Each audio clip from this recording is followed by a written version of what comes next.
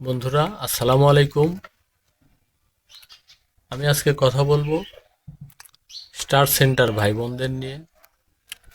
যারা star centre হয়েছেন বা আপনাকে আমাকে একটি দুটি বা 5টি 10টি করে স্টার দেয়, আমরা স্টার পেয়ে খুশি, তারা দিয়েই খুশি।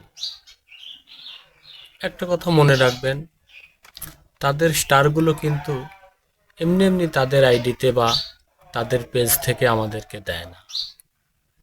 একটি স্টারের পিছনে তাদের অক্লান্ত পরিশ্রম থাকে বা ঘাম ঝরা টাকা দিয়ে স্টার কিনে তারপর আপনাকে আমাকে উপহার দেয়। সেই উপহার আমরা পেয়ে আমরা তুচ্ছ মনে করি, স্টার সেন্টারদেরকে সম্মান দেই না, ভালোবাসা দেই না, বা স্টার সেন্টারদের সম্পর্কে আমরা বাজে মন্তব্য করে থাকি অনেকেই। তো আমি বলবো, আপনি যদি ভালোবাসা নাও দিতে পারেন, কোনো সমস্যা নেই, কিন্তু কোনো স্টাফ সেন্টার ভাই বোনদেরকে নিয়ে বাজে কোনো মন্তব্য করবেন না।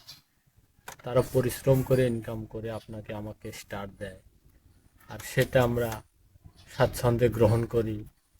তাদেরকে ভালোবাসা না দিয়ে, তাদেরকে সান্ত্বনা দিয়ে তাদের সম্পর্কে বাজে মন্তব্য করা, এটা কোনো ক্রমেই ঠিক না।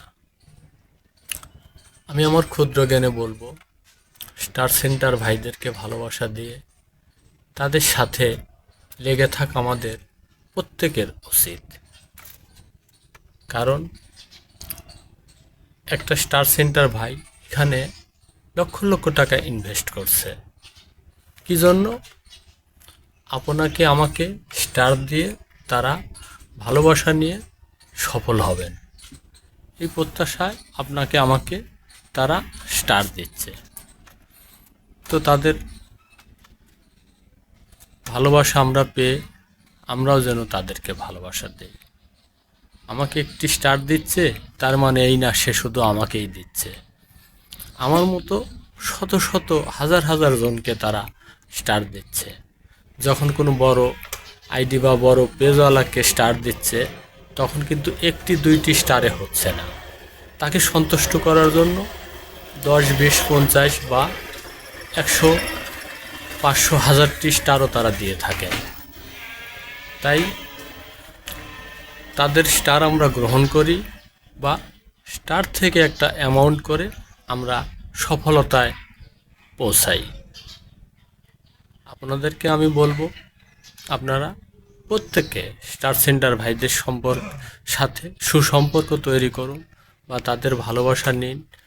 তাকে যতটুকু পারেন ভালোবাসা দিন। তাদেরকে কেউই ছোট করে দেখবেন না। আজকের মতো এ পর্যন্ত। সবাই ভালো থাকবেন। আল্লাহ হাফেজ। আবারও দেখা হবে কোনো না কোনো ভিডিও নিয়ে।